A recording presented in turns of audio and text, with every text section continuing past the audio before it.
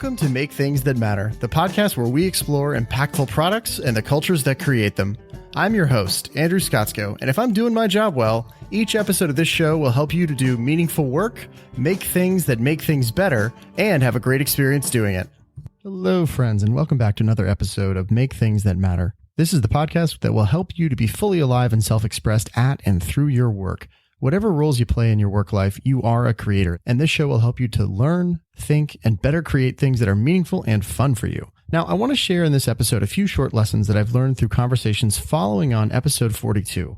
Episode 42 is a short one all about a model I came up with called ARM, as in you have an arm, which is about generating fulfilling work and creative experiences. If you haven't listened to the episode, it's short. I recommend checking it out, and this is all linked to in the show notes. But in short, the episode says that fulfillment in our work experiences comes from crafting the balance of activities, relationships, and meaning that is right for you. That episode sparked several one-on-one follow-up conversations with audience members, and I want to share a few lessons that have emerged since from those conversations. There are four that I'm going to cover briefly in this episode. First, engagement and performance are really about the work itself, more so than anything else. Secondly, how should we think about internal versus external validation as creators? Third, making sense of the ideas of passion versus purpose. And fourth, how to think about toggling between internal and external explorations as we're figuring out but not only what to create, but how to create it. Now, as always, I love hearing what resonates and what doesn't land with you. So please do send me feedback on Twitter at @AScottsko, that's ASKOTZKO, or via email at connect@makethingsthatmatter.com.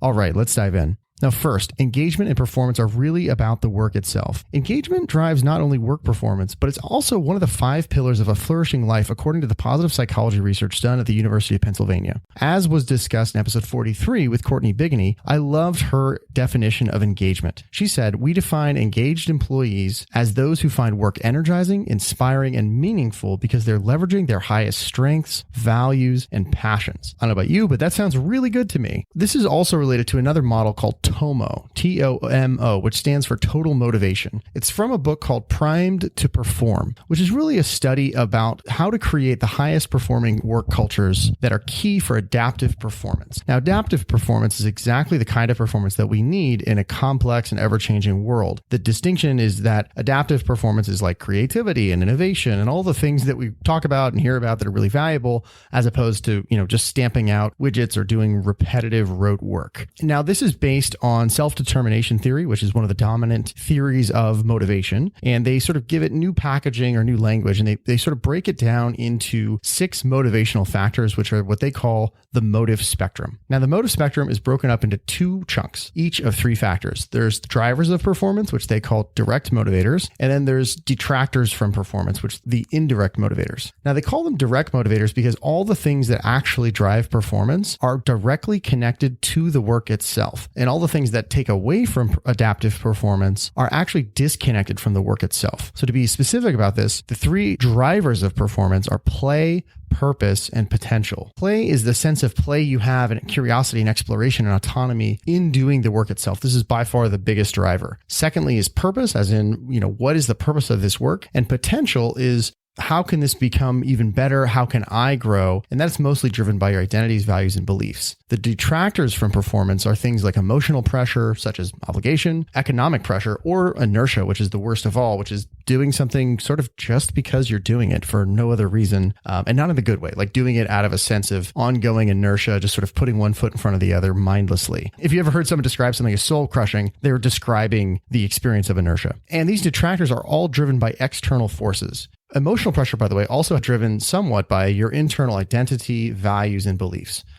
So the takeaway of all that is that when we think about the ARM model, we really, really want to focus on the A, the activities part of the ARM model, and we want to focus on that the most. To that end, I want to suggest a new way to do that, which was just recommended to me in a conversation, and it's this question. If you only had 3 to 5 verbs that you had to live out for the rest of your career, what would they be? So I'll say that again. Think about it this way. If you only had 3 to 5 verbs, like single words, that you had to live out for the rest of your career and you couldn't change them, what would they be? Now, I'll share mine as an example. I'm still thinking about this, but my first cut at my 5 verbs would be explore, create, teach, inspire, and strategize. And those were sort of right from my gut as I thought about it. those were the 5 things where I said, yeah, I love doing those 5 things. And if I could only do those 5 things, that'd be pretty great. So it's a new lens on the activities in the ARM model that I wanted to share because I found it to be very useful.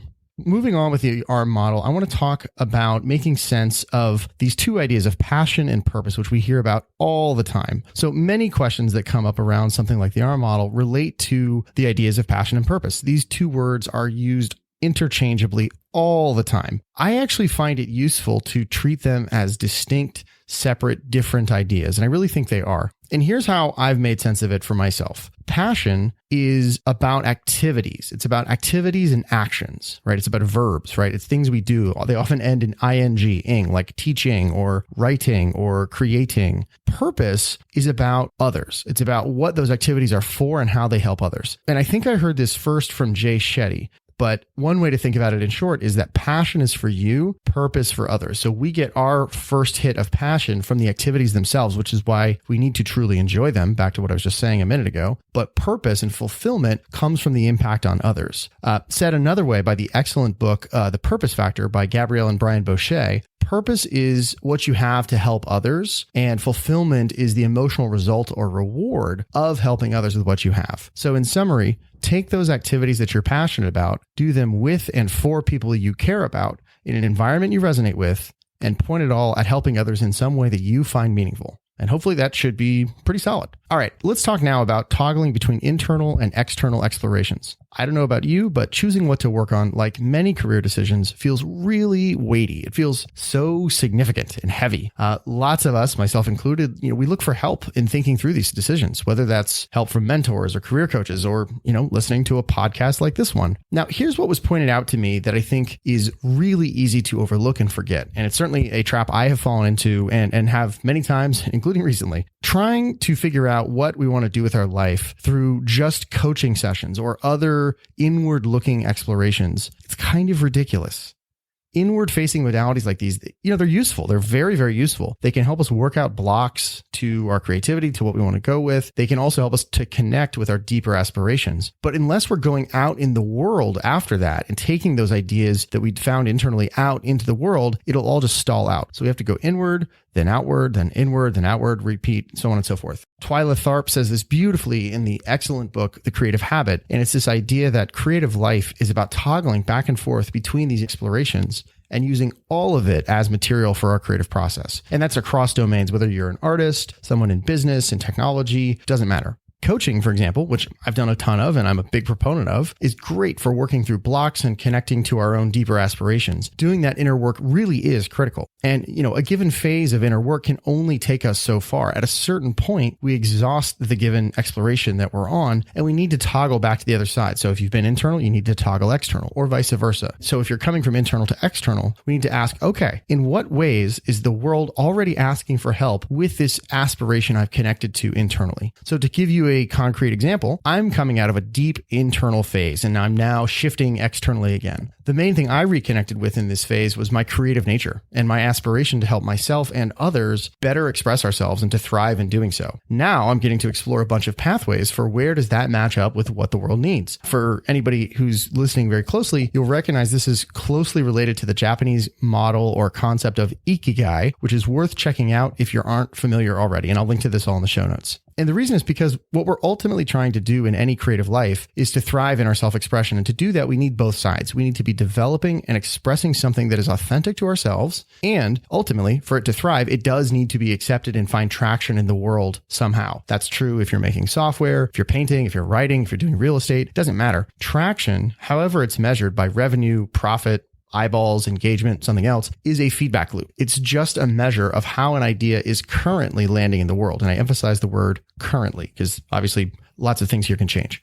Now, what does that lead to? Last, but certainly not least, one of the big dilemmas of creative life, at least in my experience, is internal versus external validation. So as I said, I've just come through a pretty intense 8 or 9 month phase of personal growth and evolution. And I feel like I'm in this state where I'm getting this chance now to build a whole new relationship with myself as a creative person, taking all the lessons of my past, creating a whole new relationship on top of all that. So while I'll use the I language here, I really think this extends pretty broadly because I believe we're all creators and everybody deals with this. So one of the classic dilemmas of doing creative work is the battle between internal and external validation. what I've learned is that frankly, we're social animals. So it's pretty unlikely that I will just stop caring about what people think, right? To some extent, I will always care what people think about me or about what I do. And frankly, that's probably a good thing. I think I think the word is, I'd be a psychopath if I didn't care about that. Might have other bigger problems. So, to put a little bit of color on this, here's kind of an odd example. So I did this really intense breathwork session the other day. And in that session, I had set out to explore, how do I get in my own way as a creative person? And how can I show up differently and hold space for myself as I'm building out this new relationship with myself? And the session was super intense. It was well over an hour. And after the intensity sort of subsided and it was integrating, I just heard this voice, frankly, in my mind just said, create just to create, work just to work, give just to give. Now, that's kind of a privileged thing to say that I can even, think about it that way. And I want to acknowledge that. But the key point here is to let go of the outcome. Now, letting go of the outcome, that's a trite statement, but it is true. And the thing is, it's really hard to do. It's so hard to totally let go of the outcome because we are wired that way. We are wired to care how people respond to us and to what we contribute. But what I'm learning is that the key here isn't to say, okay, I'm never going to care about what people think. I'm only going to prioritize my own thoughts. It's not either or. It's just changing the ranking of them. What I'm realizing is that what I have to do is to prioritize how I feel about the thing above how others feel about it. Of course, I will care what they think. They will have opinions. That's fine. But what's more important as a creator is my own opinion of whatever I've created. And maybe the opinion also of a short list of trusted peers or advisors who really get the work, who get the efforts involved, who aren't just, random people on the internet. What really brought this home for me was realizing that I could create and ship something. And if I put how others think about it ahead of what I feel about it, then I'm just always going to be chasing external validation. It's like a never-ending craving. And in that mode, I can get all kinds of praise and, for accomplishments. And sadly, in the end, it just feels hollow. And the reason it feels hollow is because it's not connected to anything internally. So if you think about that praise or that feedback, that validation coming in from the world, it's almost like energy coming into you externally. If there's nothing inside already there's nothing for that energy to amplify. It just passes through you. And maybe, it feels good for a second for sure. But, very quickly you're going, well, all right, what's next? But when we put our own opinion first, when we really are prioritizing that impulse that got us to do the thing in the first place and holding on to that and trying to, honor that core impulse above all, then there is a foothold inside of us. There's a place for that positive external feedback to come in and actually amplify that we're going to feel really good about rather than just, passing through with nothing to stick onto.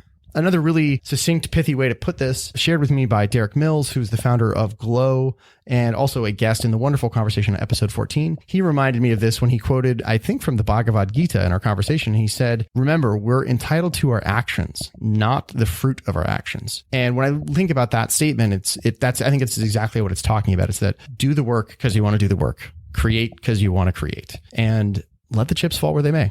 All right, I think that's enough philosophizing for one episode. As I said, I'd love to hear what resonated with you about this, what did not make sense, what you disagree with. Please send me feedback on Twitter at @AScotzko, that's ASKOTZKO, or via email at connect@makethingsthatmatter.com. Have fun out there, my friends, and leave them better than you found them. We'll see you next time. Thanks for listening. If you enjoyed this, I'd be so grateful if you could do me a favor and take about 25 seconds to leave a rating and review on Apple Podcasts. That helps me reach way more listeners, and it also helps me bring you more great guests. As always, please feel free to reach out to me anytime at connect@makethingsthatmatter.com. And until next time, my friends, leave them better than you found them. See you out there.